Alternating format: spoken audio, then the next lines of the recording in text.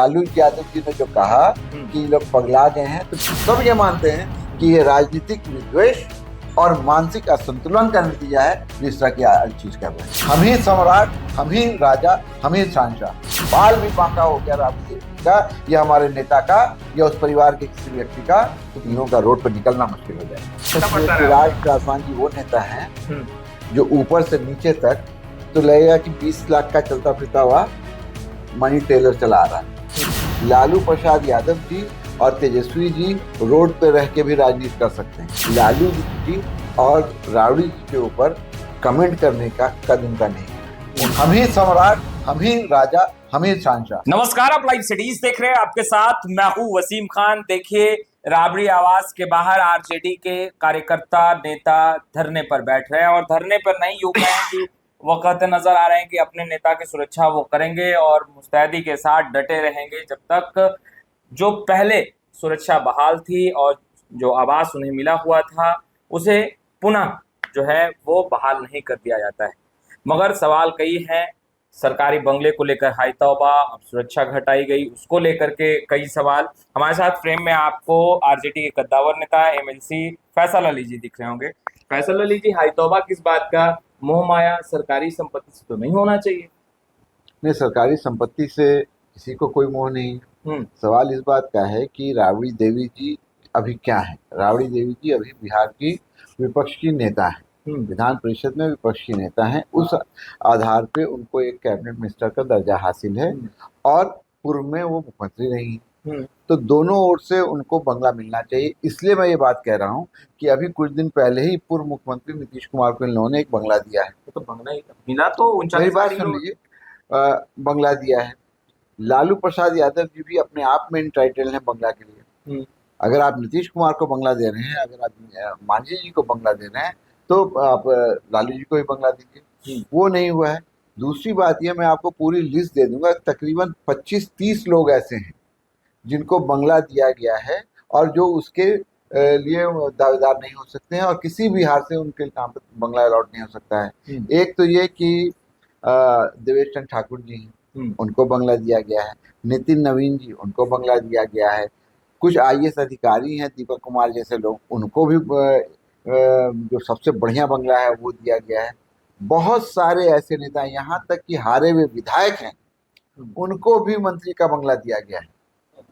एक पूर्व मंत्री हैं जो केंद्र में ही मंत्री रहे हैं, अभी कुछ नहीं है वर्तमान में भाजपा में, उनको भी एक बड़ा बंगला दिया गया है। तो एक तरफ तो आपकी सरकार की ये नीति है कि भाई अपने सारे लोगों को हम बंगला देंगे, चाहे वो बंगला पाने के लायक हैं, हकदार हैं या नहीं है। दूसरी ओर एक महिला जो बिहार की पहली और अभी तक की आखिरी महिला मुख्यमंत्री है, वो एक बंगले में रह रही है। तो उसको राजनीतिक रूप से अस्थिर करने के लिए, देखिए बंगला और कोई बड़ी चीज नहीं है। लालू प्रसाद यादव जी और तेजस्वी जी रोड पे रह के भी राजनीति कर सकते हैं और उनकी राजनीति रोड, गांव, मोहल्ले, टोले से ही हुई है और वहीं से चलती है। वो कोई बड़ी बात नहीं है। लेकिन ये सिर्फ इस बात को दिखाता है कि बिहार की राजनीति में जो अभी तक नहीं था, बदले की राजनीति, वो बदले की राजनीति हो रही है। ये एक मैसेज देने की कोशिश की जा रही है कि लालू प्रसाद यादव जी, नीति और तेजस्वी यादव जी को अस्थिर करना है और उनको समाप्त कर देना है। उनका जो एक तरह से पहचान बना हुआ था 10 सर्कुलर रोड, उसको समाप्त करके उनको जनता की नजरों से हटाना है, आप लोग गिराना है। ऐसे रिएक्ट कर रहे हैं, आप लोग मानो सब कुछ छिन सा गया हो। आप करें 39 हार्डिंग रोड मिला है, राबड़ी देवी को आवंटित किया गया है और वो भी आवास काफी बड़ा है। मगर 10 सर्कुलर रोड स्थित जो उनका आवास है फिलहाल, जो खाली करने का आदेश दिया गया है, तो उसको लेकर के डटे हुए। अच्छा। फिर सुरक्षा कम की गई, तो समय समय पे फैसल जी आप भी शिक्षित हैं, आपको भी पता, आप भी माननीय हैं कि आकलन होता है कि भाई किसे जेड प्लस मिलनी चाहिए, किसे जेड कैटेगरी की सुरक्षा मिलनी चाहिए, किसकी जान को कितना खतरा है, किसको कितना कम है, उसका तो आकलन होता है। आपको भी उसकी एक कमेटी बनी हुई है। बिल्कुल सही कह रहे हैं। ये बताइए, बंगला फिर दिया है, तो ये बंगला खाली करवाने का एक उचित कारण बताइए।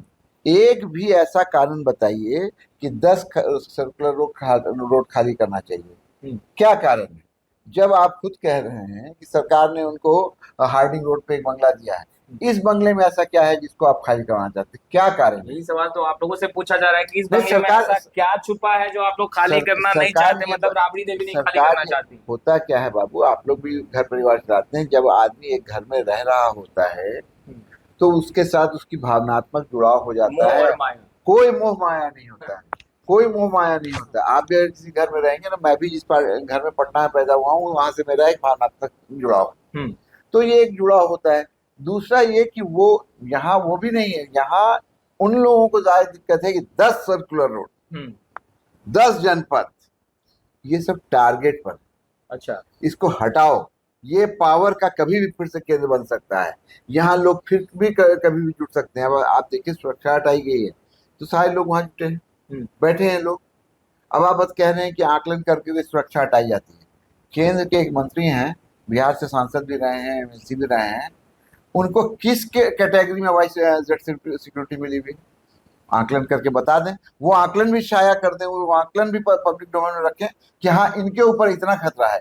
और राबड़ी देवी जी जो विपक्ष के नेता हैं, तेजस्वी यादव जी जो भावी मुख्यमंत्री हैं और विपक्ष की बहुत बड़ी आवाज है, और न सिर्फ बिहार में बल्कि राष्ट्रीय स्तर पर भी तेजस्वी जी को लोग देखते हैं कि उभरता हुआ सितारा है। मेरी बात सुनिए, उनको सुरक्षा की कोई जरूरत नहीं है। राबड़ी देवी का तो उतना मूवमेंट भी नहीं होता है। राबड़ी देवी का मूवमेंट नहीं होता है, कहाँ नहीं होता है? लालू जी का मूवमेंट नहीं होता है। छोटे 24 सिवान में एक छोटे से कार्यकर्ता के यहाँ शादी थी, तो लालू प्रसाद यादव जी गए थे। ये लोग जमीन से जुड़े हुए लोग, सिर्फ उनको आप बेइज्जत करने के लिए, ह्यूमिलिएट करने के लिए, उनके स्तर को गिराने के लिए अगर आप हटाना चाहते हैं, तो वो लोग तो दिलों में राज करते हैं, वो तो अपने कार्यकर्ता के दिलों में राज करते हैं। इसीलिए राबड़ी देवी जी ने कहा कि आप हटा लीजिए, सारी सुरक्षा हटा लीजिए, हम लोग बिना सुरक्षा के राजनीति चिराग कर रहे हैं। पासवान ने बयान दिया कि एक आवास, सरकारी आवास और सुरक्षा को लेकर के राजनीतिकरण कर रहे हैं, ये शोभा ही नहीं दे रहा। बड़ी अच्छी बात है, जरा सा अपनी भी सुरक्षा हटा लें। चिराग पासवान जी, सुनिए, चिराग पासवान जी वो नेता हैं जो ऊपर से नीचे तक, अगर आप उनको गौर से देखिएगा तो लगेगा कि 20 लाख का चलता फिरता हुआ मनी टेलर चला रहा है, एटीएम मशीन चला रहा है। उनको ये सब बात बोलना शोभा नहीं देता है, और उनको अभी कम से कम लालू जी और राबड़ी जी के ऊपर कमेंट करने का कद उनका नहीं हुआ है। उनको उतनी बड़ी बात नहीं करनी चाहिए। अभी राजनीति में आए हैं, थोड़ा सा राजनीति में परिपक्व हुए, ये सारे बयान वो दे रहे हैं ना, वो अपनी राजनीतिक अपरिपक्वता को दिखा रहे हैं। अच्छा, लालू प्रसाद यादव का एक बयान खूब वायरल हो रहा है। लालू प्रसाद यादव बिहार की राजनीति के धुरंधर कहे जाते हैं, काफी मंझे हुए खिलाड़ी कहे जाते हैं, और यूं कहें कि भाई बिहार की राजनीति को रोम रोम तक जानते हैं, परखते हैं।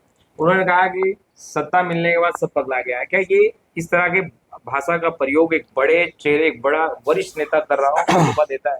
आपको सुनकर कैसा लगा? देखिए, आप, ये बहुत लंबी बात है। अगर मैं बता दूं कि प्रधानमंत्री से लेकर के बड़े बड़े मंत्री सत्ता मिलने पर किस किस तरह की बातें कहते हैं, जर्सी गांव भूल गए क्या? तो आप लोगों ने सुनिए, तो ये इसका जो है ना कि क्या पॉलिटिकल डिस्कोर्स होना चाहिए, इसकी बात भाजपा वाले ना करें। नहीं, आप लोगों को गुस्सा आया था इसकी बात ये लालू यादव जी ने जो कहा कि ये लोग पगला गए हैं, तो बिल्कुल मैं भी ये कहता हूं कि ये सारे लोग सत्ता मिलने के बाद मानसिक संतुलन खो चुके हैं। अच्छा। इनको ये लग रहा है कि अरे बाप रे बाप, सत्ता मिल गई है भाजपा को, किसी तरह से इसको सुदृढ़ करो, किसी तरह से मजबूत करो, कोई ऐसा उपाय कर दो कि लालू प्रसाद यादव और उनका परिवार फिर से राजनीतिक रूप से सबल और प्रबल ना हो जाए। इसलिए वो मानसिक रूप से विक्षिप्त हो गए।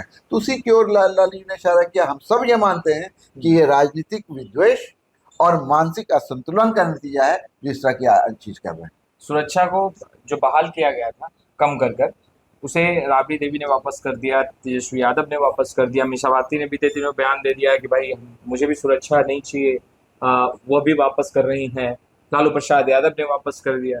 आपको नहीं लगता है कि आप ये कहीं ना कहीं एक बड़े खतरे को जो है वो मोल लेना हुआ? भाई तो चाहता ही है, ये पूरा जो सिस्टम है अभी सरकार में, वो तो ये चाहते ही है कि किसी तरह से लालू प्रसाद जी का, राबड़ी जी का या हमारे नेता तेजस्वी जी का कोई अहित हो जाए, कोई ऐसी चीज हो जाए, कोई ऐसी दुर्घटना हो जाए ताकि इन लोगों को परमानेंट नुकसान हो जाए।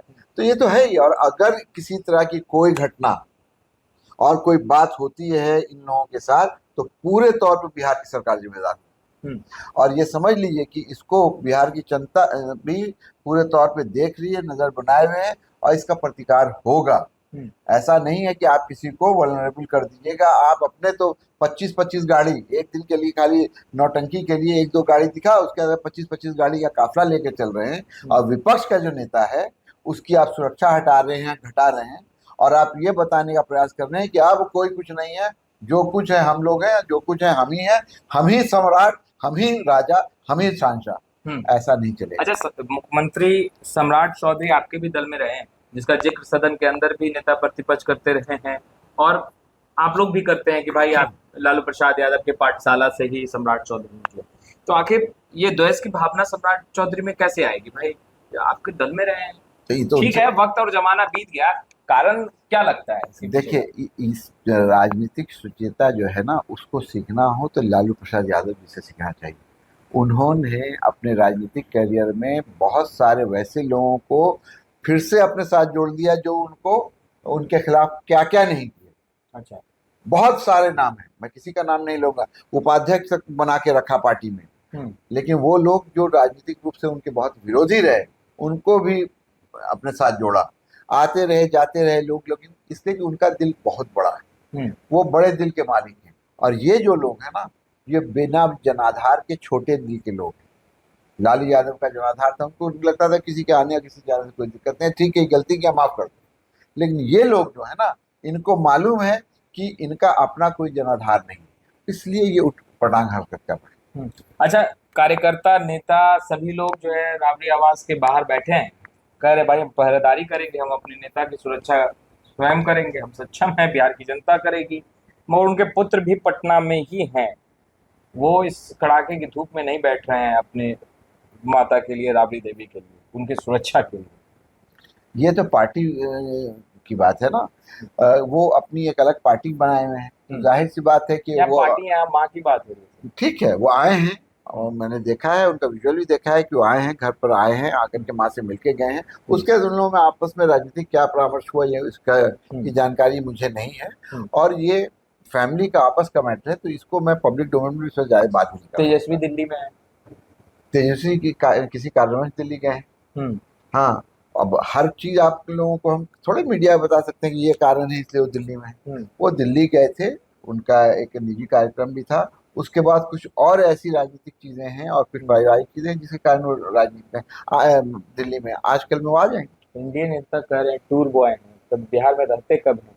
जब कुछ अच्छा होता है तब भी नहीं रहते हैं। अभी आप थोड़ी देर पहले जिन नेता का नाम ले रहे थे, जो केंद्रीय मंत्री हैं, चिराग जी ने भी कहा है। ना, वो कितना दिन रहते हैं बिहार में? कितना दिन रहते हैं बिहार में?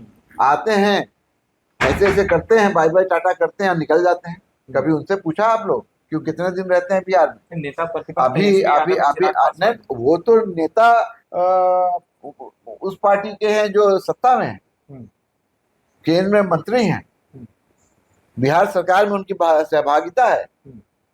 कितने दिन रहते हैं? सारा सवाल मीडिया के साथ दिक्कत ये हो गई है वसीम साहब कि सारा सवाल विपक्ष से होगा। अगर चोरी हुई है तो भी विपक्ष जवाब दे, अगर कहीं हत्या हुई है तो भी विपक्ष जवाब दे, और कुछ अच्छा हुआ है तो भी विपक्ष से सवाल होना चाहिए सत्ता पक्ष से। आपको सरकार बनाया गया है, आपको मंत्री बनाया गया है, आप कितने दिन जमुई में रहते हैं, आप कितने दिन हाजीपुर में रहते हैं? और ये सिर्फ उनके लिए नहीं, मैं कह रहा, ये मैं सिर्फ उनके लिए नहीं पूछेगा, ये हम लोग पूछ रहे हैं, मैं आपके सामने पूछ रहा हूँ, ये हम पूछ रहे हैं, विपक्ष के नाते हम पूछ रहे हैं, हम पूछे, मेरे नेता पूछे, मेरा कोई भी सांसद पूछे, मेरा कोई भी पार्टी पदाधिकारी पूछ रहा है। दूसरी बात कि उनकी अपना एक फंड ये होता है ना, मौलिक जिम्मेदारी है कि नहीं है? तेजस्वी नहीं पूछेंगे, खूब पूछते हैं तेजस्वी जी, उनसे खूब पूछते हैं, आंखों में आंख डाल के पूछते हैं। आप उठा के अपनी पुरानी क्लिप देख लीजिए कि पुजारी वो दिल्ली से आ गए हैं क्या, उनसे पूछा जाता है। लेकिन होता क्या है, एक ढर्रा बन गया है पूरे भारत में मीडिया में कि सवाल विपक्ष से करो और सत्ता पक्ष को कहो कि नहीं वो तो ठीक है। ये नहीं चलेगा, और ये सत्ता पक्ष जो कर रही है ना, उसको जनता देख रही है। हम लोग तो जनता के दरबार में हैं, हम लोग तो जनता के सामने हैं। राबड़ी देवी जी ने क्या कहा कि ले जाओ तुम सुरक्षा, हम जनता के लोग हैं, जनता के साथ घूमेंगे।